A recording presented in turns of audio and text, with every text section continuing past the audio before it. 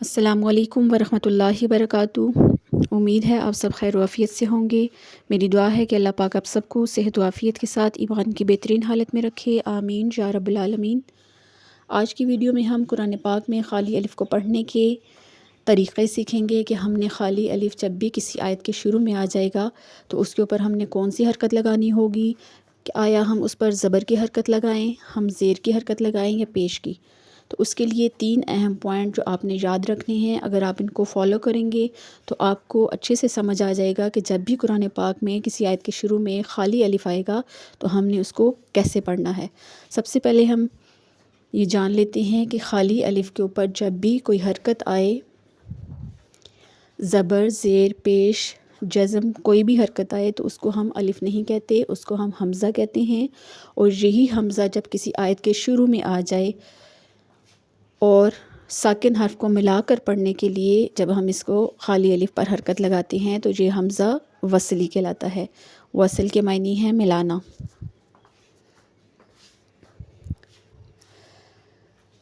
سب سے پہلے خالی الف جب آئے گا قرآن پاک میں تو اس کو زبر اس کے اوپر ہم نے کب لگانی ہے یہ ہم سیکھیں گے۔ اگر خالی الف کے بعد والا حرف لام ہے تو ہم نے ہر صورت اس الف کے اوپر زبر لگا کر پڑھنا ہے۔ اس کی مثال ہم قرآن پاک میں سورہ بقرہ آیت نمبر 2 سے سمجھ لیتے ہیں۔ یہاں پر دیکھیں، آیت کے شروع میں الف بالکل خالی ہے، اس کے اوپر کوئی بھی حرکت نہیں ہے اور الف کے بعد والا حرف جو ہے وہ لام آ رہا ہے۔ تو اس لام کے ساتھ اس الف کو ملانے کے لیے ہم اس کے اوپر حرکت لگائیں گے زبر کی، کیونکہ پہلا اصول ہے الف کے اوپر حرکت لگانے کا کہ اگر اس کے بعد والا حرف لام ہے تو ہم نے اس کے اوپر زبر کی حرکت لگا کر پڑھنا ہے۔ تو یہاں ہم اس کو اس طرح پڑھیں گے، حمزہ زبر لام، اللام زبر لا، اللہ، الذین، الذین یؤمنون بالغیب۔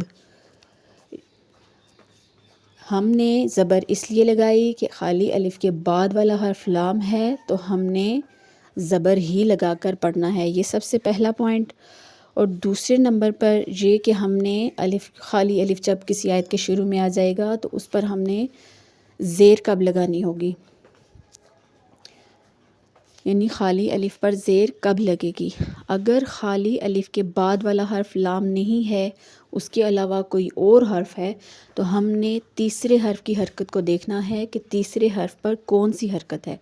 اگر تیسرے حرف پر زبر کی حرکت ہے اور اگر تیسرے حرف پر زیر کی حرکت ہے تو دونوں ہی صورتوں میں ہم نے اس خالی الف پر زیر لگا کر پڑھنا ہوتا ہے۔ اس کو بھی ہم قرآن پاک کی سورہ فجر آیت نمبر 28 سے اس کو سمجھ لیتے ہیں۔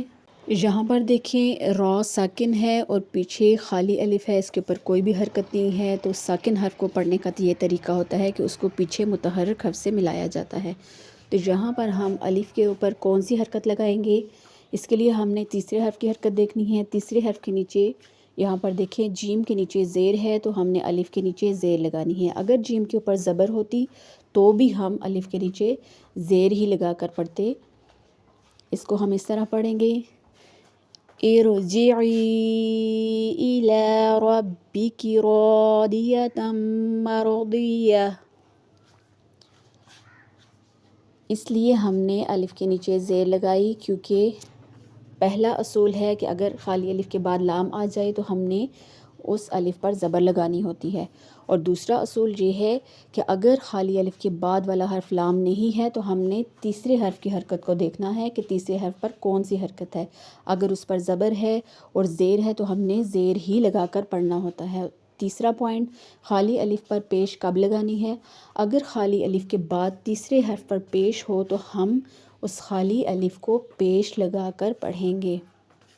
یہ بہت ہی آسان پوائنٹ ہے پیش لگانے کا، کہ پیش کے لیے ہم نے صرف تیسرے حرف کی حرکت کو دیکھنا ہے کہ تیسرے حرف پہ پیش ہے تو ہم نے خالی الف پر پیش لگانی ہے۔ اس کی مثال سورہ طٰہٰ آیت نمبر 31 سے سمجھ لیتے ہیں۔ یہاں پر دیکھیں شین ساکن ہے اور اس سے پیچھے خالی الف ہے، اس کے اوپر کوئی حرکت نہیں ہے تو ہم نے تیسرے نمبر کی حرکت کو دیکھنا ہے۔ تیسرے حرف کی حرکت کو دیکھنا ہے، پہلا حرف الف، دوسرا شین، تیسرا دال، دال کے اوپر کیا ہے؟ پیش. تو ہم نے اس خالی الف کو پیش لگا کر پڑھنا ہے. ہم اس کو اس طرح پڑھیں گے، اشدد بھی ازری. امید ہے آپ کو تینوں پوائنٹ یاد ہو گئے ہوں گے، سمجھ آ گئی ہوگی کہ ہم نے خالی الف پر زبر کب لگانی ہے اور خالی الف پر ہم نے پیش کب لگا کر پڑھنی ہے اور زیر کی کیا صورت ہوگی. اگر آپ ان تینوں پوائنٹ کو نوٹ کر لیتے ہیں تو قرآن پاک میں جب بھی آیت کے شروع میں خالی الف آئے گا تو اس کو آپ بآسانی پڑھ سکیں گے. امید کرتی ہوں آپ کو اچھے سے سمجھ آ گئی ہوگی. آخر میں آپ سب سے ریکویسٹ ہے کہ اگر آپ کو ویڈیو پسند آئے تو اس کو ثواب کی نیت سے زیادہ شیئر کریں. جزاک اللہ خیرہ.